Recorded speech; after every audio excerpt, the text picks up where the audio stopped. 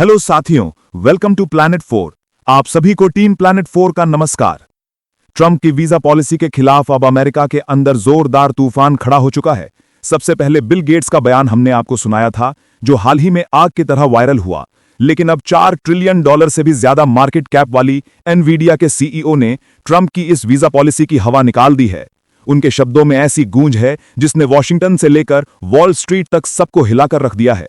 उन्होंने कई चौंकाने वाले बयान दिए हैं, चेतावनी दी है और साफ कह दिया है कि ये राह अमेरिका के लिए सबसे खतरनाक साबित होगी। ट्रंप जिस रास्ते पर बढ़ रहे हैं वो न सिर्फ सिस्टम को तोड़ेगा बल्कि पूरे देश को झकझोर कर रख देगा। और यही नहीं रुकता सिलसिला। आगे की तस्वीर सुनकर आप हैरान रह जाएंगे, क्योंकि अमेरिकी कंपनियों के अंदर इस वीजा पॉलिसी ने ऐसा हड़कंप मचाया है कि बड़े से बड़े बोर्ड रूम में सन्नाटा पसरा हुआ है। जबकि दूसरी ओर भारत की तरफ अमेरिकी कंपनियों का रुख अब खुलकर दिखाई देने लगा है। पलायन शुरू हो चुका है। अमेरिकी कंपनियों की संख्या भारत में लगातार तेजी से बढ़ रही है। आंकड़े देखकर ट्रंप पागल हो जाएंगे। लेकिन हैरानी की बात यह है कि इतना सब कुछ होने के बावजूद, अमेरिका के अंदर तबाही की तस्वीरें साफ दिखने के बावजूद, ट्रंप के मंत्री पीछे हटने को तैयार नहीं हैं। उनके बयान लगातार और ज्यादा सख्त होते जा रहे हैं। अब नया धमाका हुआ है जब अमेरिका के वाणिज्य मंत्री ने खुलकर ऐलान कर दिया है। उन्होंने साफ कहा है कि वर्ष 2026 तक लॉटरी सिस्टम को पूरी तरह से बदल दिया जाएगा और वीजा पॉलिसी में ऐसे नए अपडेट लाए जाएंगे जिनसे बाहर के लोगों के लिए अमेरिका में काम करना बेहद मुश्किल हो जाएगा।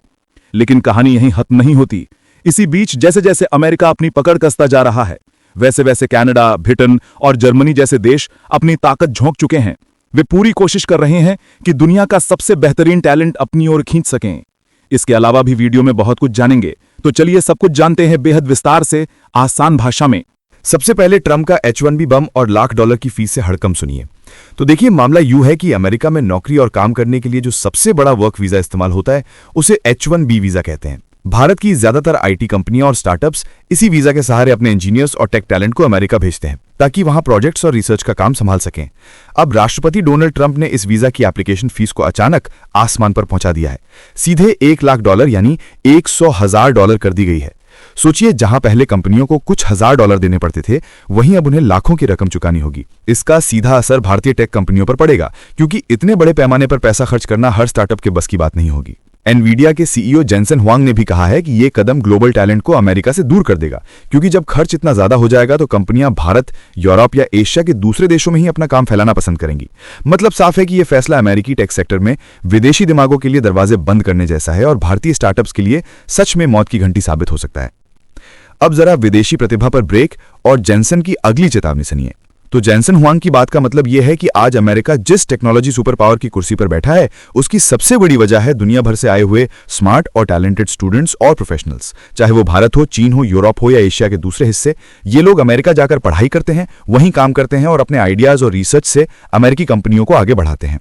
लेकिन अब जब ट्रंप ने H-1B वीजा की फीस $1,00,000 तक कर दी है, तो छोटी और मिड साइज कंपनियों के लिए यह असंभव हो जाएगा कि वो इतने पैसे खर्च कर विदेशी टैलेंट को अमेरिका ला सकें। इसका सीधा फायदा सिर्फ बड़ी टेक कंपनियों जैसे गूगल, माइक्रोसॉफ्ट, एप्पल जैसी दिग्गजों को मिलेगा, क्योंकि उनके पास इतना पैसा है कि वो हर टैलेंट को खींच सकें। वहीं छोटे स्टार्टअप्स धीरे धीरे खत्म हो जाएंगे, क्योंकि वे ना तो पैसा जुटा पाएंगे और ना ही टॉप टैलेंट को अमेरिका में ला पाएंगे। हुआंग का इशारा यह भी है कि जब ऐसी बाधाएं खड़ी होंगी तो टैलेंट और इन्वेस्टमेंट दोनों अमेरिका छोड़कर एशिया और यूरोप की तरफ मुड़ जाएंगे, जहां माहौल ज्यादा आसान और सस्ता होगा। साथ ही अगर पॉलिसी चीन से जुड़े रिसर्चर्स को लेकर और सख्त होती है तो रिसर्च और टेक्नोलॉजी सेक्टर में खतरनाक असंतुलन पैदा हो जाएगा और इससे अमेरिका का भविष्य कमजोर हो सकता है। अब सुनिए कि ट्रंप के फैसले से कैसे हिली अमेरिकी कंपनियां। तो देखिए, जब ट्रंप ने H-1B वीजा की फीस $1,00,000 कर दी है, तो इसका असर सिर्फ भारतीय कंपनियों पर नहीं बल्कि अमेरिकी कंपनियों पर भी पड़ेगा, क्योंकि अब उनके लिए विदेशी टैलेंट को अमेरिका बुलाना बहुत महंगा सौदा हो जाएगा। ऐसे में अमेरिकी कंपनियां मजबूर होंगी कि वे अपनी लेबर स्ट्रेटेजी यानी काम कराने का तरीका बदलें।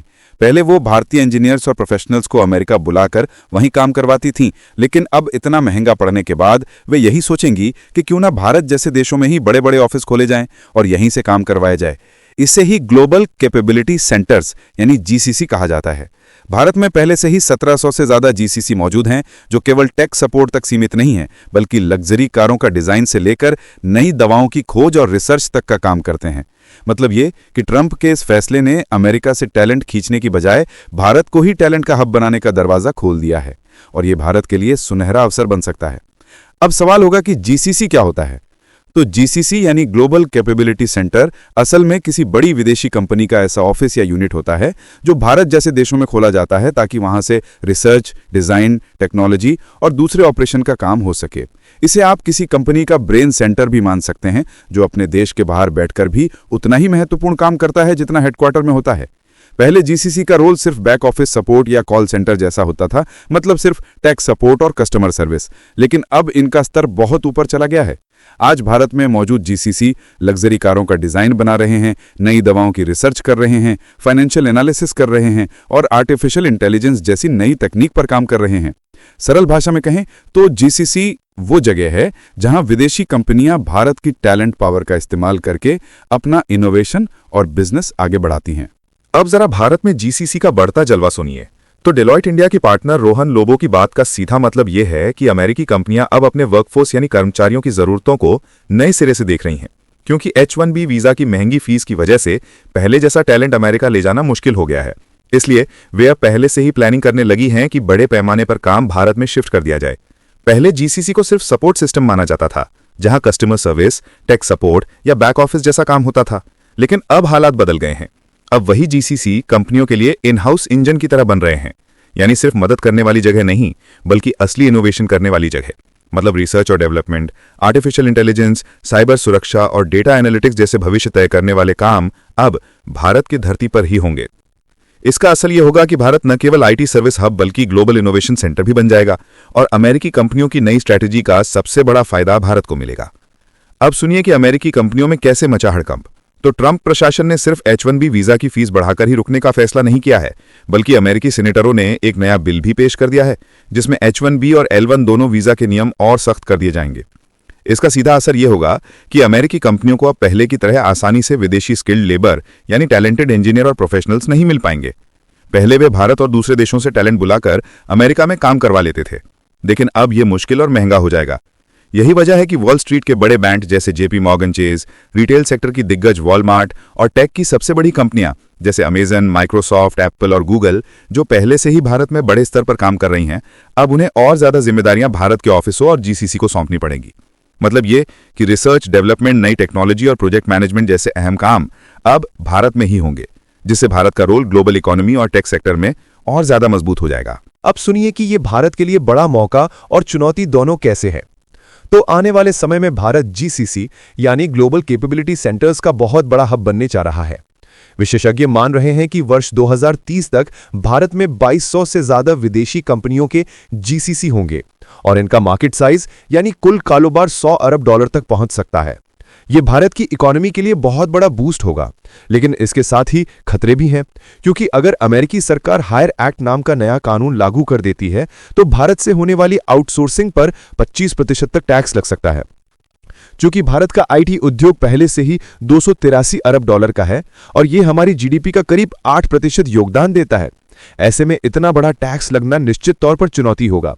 फिर भी बड़ा सच यही है कि ट्रंप का यह वीजा वाला फैसला भारत के लिए एक नए मौके का दरवाजा खोल रहा है और अमेरिकी कंपनियों के लिए भारत अब सबसे सुरक्षित और मजबूत विकल्प बनकर उभर रहा है, क्योंकि यहां टैलेंट भी है, स्किल भी है और माहौल भी तेजी से ग्लोबल कंपनियों के लिए अनुकूल बन रहा है।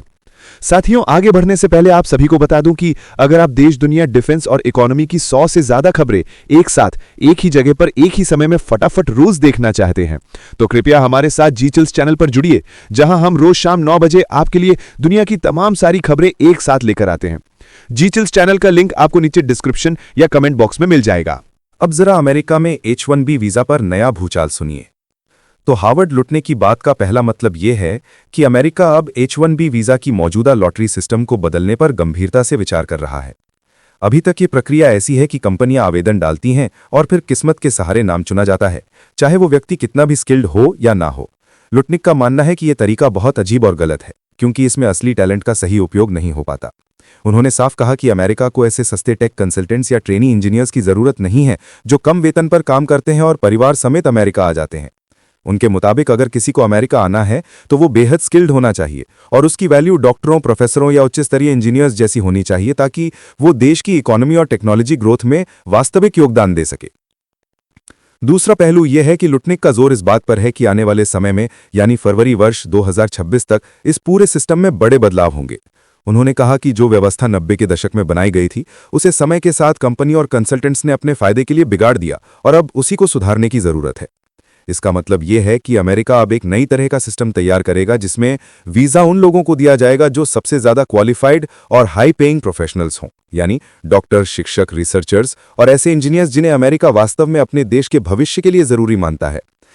इस बदलाव से अमेरिका की इमिग्रेशन पॉलिसी का चेहरा पूरी तरह बदल जाएगा और दुनिया के लिए यह संदेश होगा कि अब वहां एंट्री सिर्फ टैलेंट और टॉप स्किल के आधार पर मिलेगी, न कि किस्मत और सस्ते लेबर के भरोसे। अब जरा भारत और दुनिया पर असर समझिए।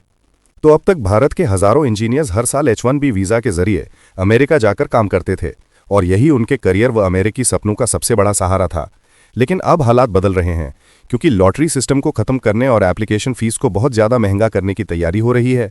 इसका सीधा असर ये होगा कि साधारण या औसत स्तर के इंजीनियर्स के लिए अमेरिका जाना बेहद कठिन हो जाएगा और सिर्फ वही लोग मौका पाएंगे जो दुनिया के सबसे बेहतरीन टैलेंट माने जाएंगे और जिन्हें कंपनियां उच्च वेतन देने को तैयार होंगी। चूंकि ट्रंप प्रशासन पहले से ही H1B वीजा पर सख्ती कर चुका है, ऐसे में वाणिज्य सचिव का ये नया बयान भारत के लिए और चुनौती लेकर आया है।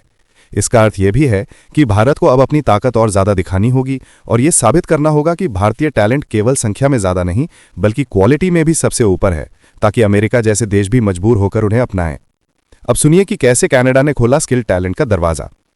तो जब ट्रंप ने H1B वीजा की फीस को अचानक बहुत ज़्यादा बढ़ाकर सीधे 6 लाख से 88 लाख रुपए कर दिया, तो दुनिया भर के स्किल प्रोफेशनल्स के लिए अमेरिका जाना लगभग नामुमकिन सा हो गया। अब यही मौका कनाडा अपने लिए गोल्डन चांस की तरह देख रहा है। कनाडा के प्रधानमंत्री मार्क कार्नी ने साफ कहा है कि जो टैलेंट अमेरिका की महंगी फीस और सख्त पॉलिसी से परेशान हैं, उन्हें हम अपने देश में बुलाएंगे। इसी वजह से कनाडा सरकार माइग्रेंट पॉलिसी की समीक्षा कर रही है और जल्द ही एक नई योजना लाने वाली है जिसमें स्किल टेक प्रोफेशनल्स के लिए रास्ता आसान बनाया जाएगा। इसका फायदा ये होगा कि जो हजारों इंजीनियर्स और IT एक्सपर्ट्स अमेरिका का सपना पूरा नहीं कर पाएंगे, वे अब कनाडा में जाकर अपना करियर और भविष्य बना सकेंगे और वहां की इकोनॉमी को भी नई ताकत देंगे। अब सुनिए कि विशेषज्ञ क्यों बोले कि अब कनाडा बनेगा बड़ा ठिकाना। तो अब जब अमेरिका ने H1B वीजा की फीस $1 लाख यानी करीब 88 लाख रुपए कर दी है, तो छोटे और मिडिल लेवल बिजनेस इस खर्च को झेल ही नहीं पाएंगे और मजबूरी में कनाडा जैसे देशों का रुख करेंगे। इसी को टोरंटो की कंपनी पैसेज के CEO मार्टिन बसीरी ने म्यूजिकल चेयर्स गेम कहा, यानी अमेरिका ने अपनी कुर्सियां हटा दी है और अब कनाडा उन लोगों के लिए नई सीटें उपलब्ध करा रहा है।